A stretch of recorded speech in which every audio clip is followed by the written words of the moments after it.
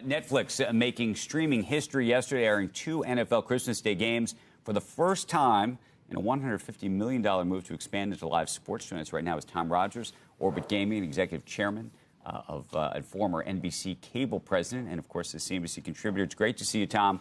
The question at $150 million is how many new customers did they get, do you think, or how many customers did they not lose as a function of this?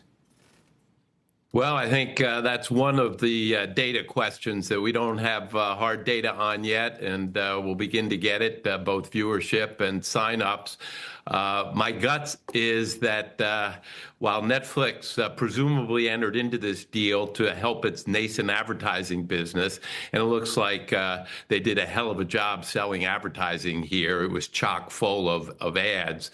Less emphasized was, would this be a big sign-up day for new Netflix subscribers, as the Paul Tyson fight ended up being? I think it will be a banner day for sign-ups there.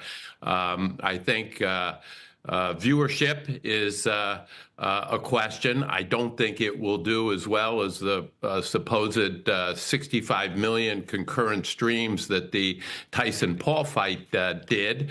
But I think it will do better than predictions of 35 million viewers. This was global in terms of its reach, and I think there'll be a much bigger viewer number than that, probably peaking at the Beyonce performance, which, as you said, was Super Bowl quality. The other thing I'll be interested in seeing is how it did relative to last year's Christmas Day. Last year's Christmas Day, the NFL games on the broadcast networks averaged about 30 million viewers. The NBA Christmas games averaged about 3 million viewers. But the Netflix games were terrible. Good, they restored their live streaming chops, but the games themselves were not good at all. The NBA games were great. I was at the Knicks game, phenomenal game against the Spurs. The Lakers Warriors game was great. I think NBA is going to be a beneficiary of how good those matchups were, and ultimately, I think we may see some shift in the ratio there between NFL and NBA ratings relative to last year. We were discussing, how much do you think they paid for Beyonce? Do you think they paid more for each game, or do you think they paid more for Beyonce? I think they probably paid more for each game, but it's probably close. Well, each game is worth $25 million to them, right? There's three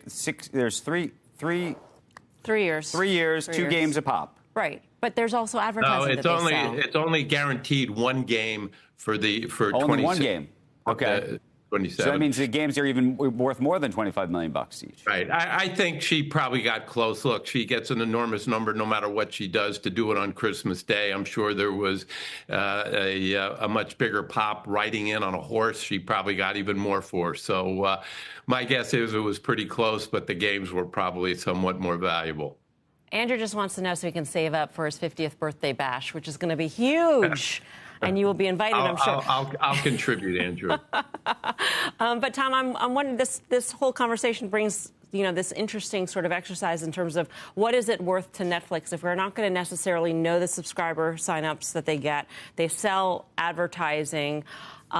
This keeps people in the flywheel. I mean, how do you sort of assess what they paid for these games and what it means to Netflix? Well, I think you got to put that in some perspective relative to a couple years ago where there were still big questions about Netflix's future. Today, the market cap of Netflix is about the same as Disney, Comcast, Paramount, Warner Brothers Discovery, and Fox combined. So they have become the broadest reach global media network, by far the most valuable media company in the world. They are still able, I think, to have catalysts like this. If the subscriber sign-up number is as good as I think it will be, that will probably pop the stock somewhat more. I would expect it will take a bit of a rest after that. But the big question is sports as a catalyst generally for the media industry. How deep is Netflix going to get in? They just announced that they've acquired the FIFA Women's Cup, World Cup rights for 2027 and 2031. The next big package to come up in the sports world is UFC. Are they going to try to take all of it? Part of it, none of it, or like they've been doing so far, find some kind of special event around which they can get phenomenal promotion. They're just fantastic at promotion. I'm still waiting for this New Jersey drone issue to end up being a giant promotion for the next season of Stranger Things. These guys are phenomenal at promoting events. Tom, what can you make, you think, just on the advertising alone, though? Not on the internal promotions, which are just helpful as a brand building exercise, but I'm talking about just advertising on those games themselves. Well, I think advertising alone rarely covers the sports rights fee.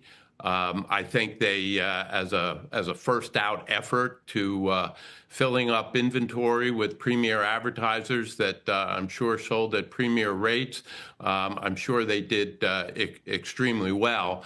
And my guess is that they looked at this as a promotional event and an anti-churn event for Netflix, but I think it's going to more than pay for itself if the kind of signups they get ends up being the kind of number I would expect, and I think even potentially bigger than the signups they got from Tyson Paul, which was a very big banner signup day. Tom, can you look into your 2025 crystal ball for us just on a separate note? There's so many questions about now we have the Trump administration coming into play here about what kind of deals may or may not happen. I don't know if you think there's big deals in the offing that we should be discussing.